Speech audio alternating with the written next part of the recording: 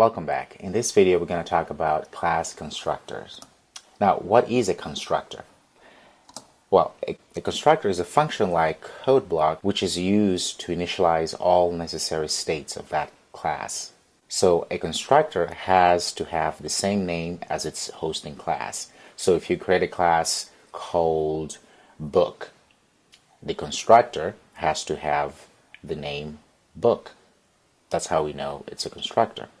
Also, a constructor doesn't have a return type.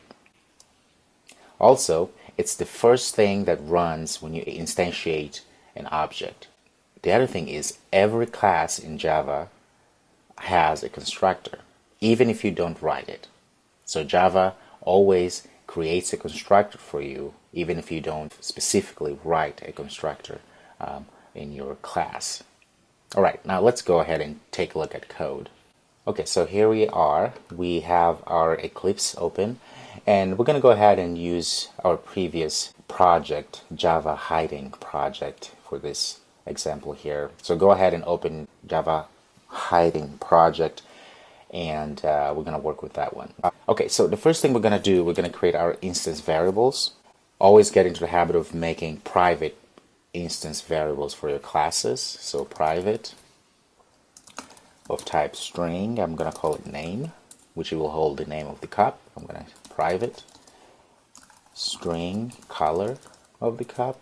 Another one, private int for capacity, so how much a cup holds. And that's about it for now. Now, in order to create a constructor, as we said, a constructor is a function-like. It's not necessarily a function. It's a function-like block of code. And how you create that is to go public, and then you just say cup and parentheses and braces, curly braces there. So it kind of looks like a function, but it's not a function because we don't have anything here that says void or return type int or string. We have none of that. It's just public, specify here, and then we have the cup, which again has to be the same name as the class here. Let's go ahead and say here inside system.out.println, so say hello from the constructor.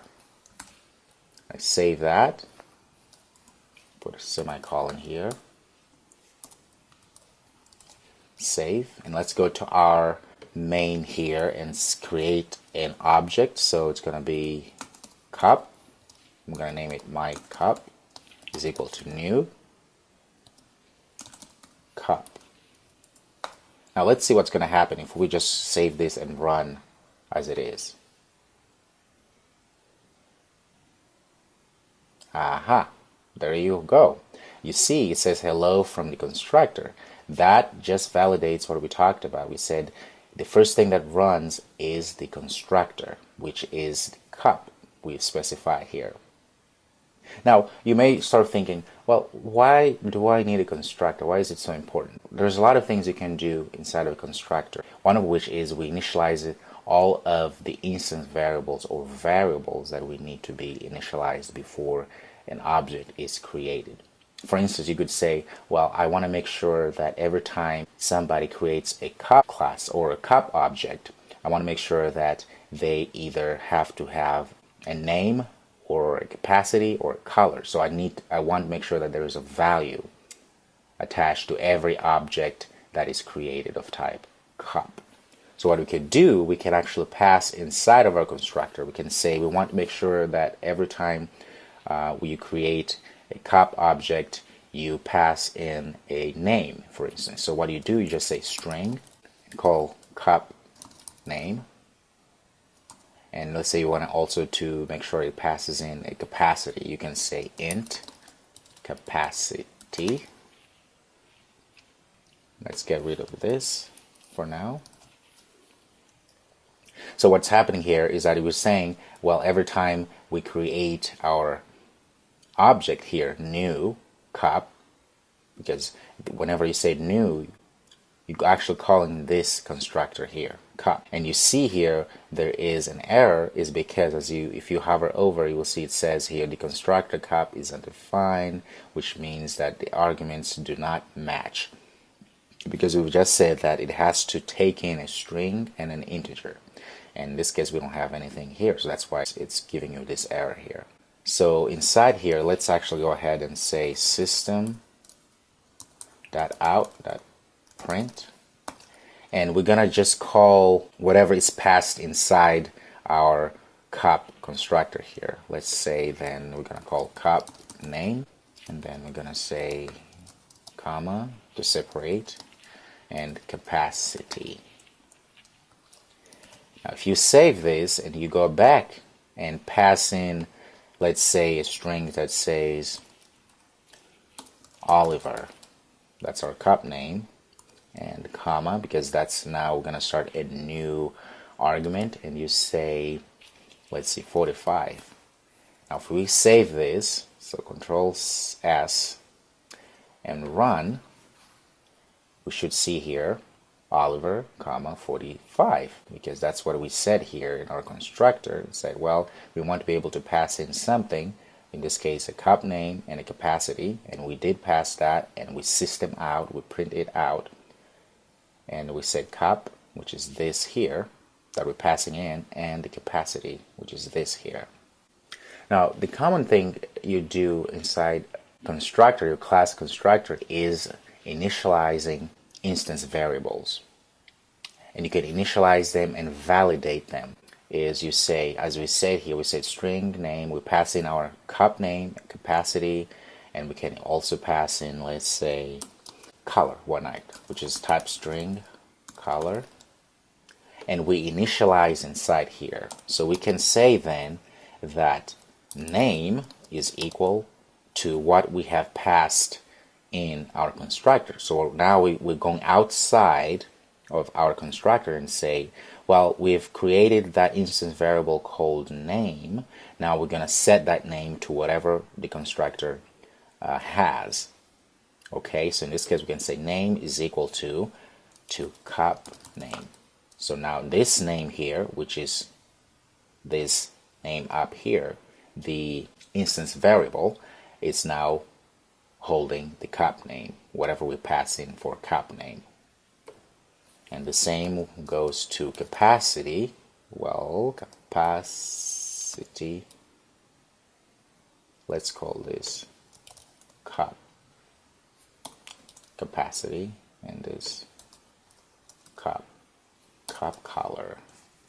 Capacity is equal to cup capacity, right? So this capacity here is now equal to whatever we put inside of our constructor, and we say now color is equal to cup color, and save that.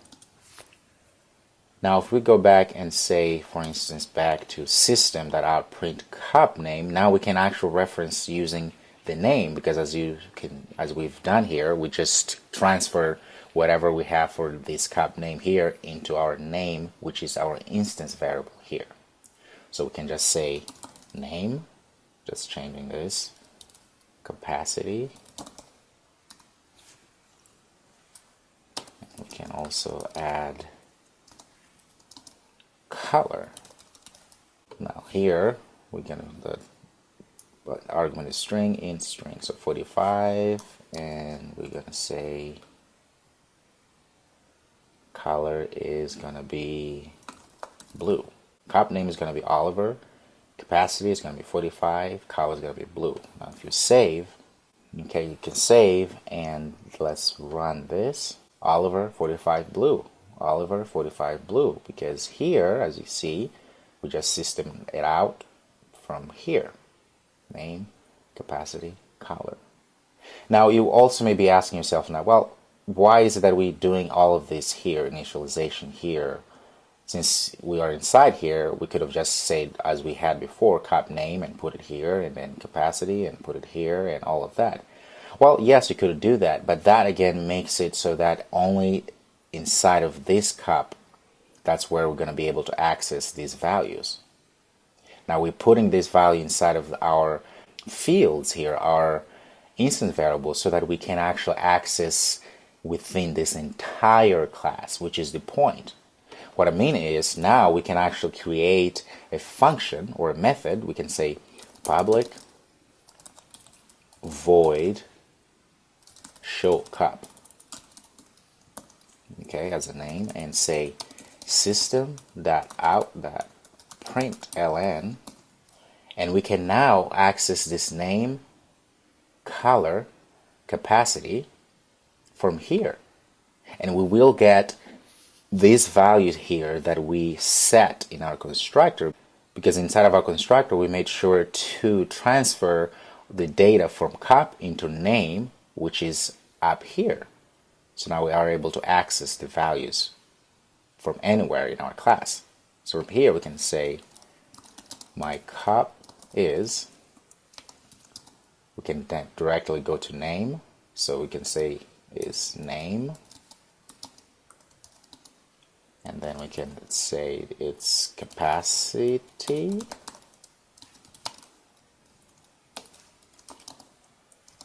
and its color.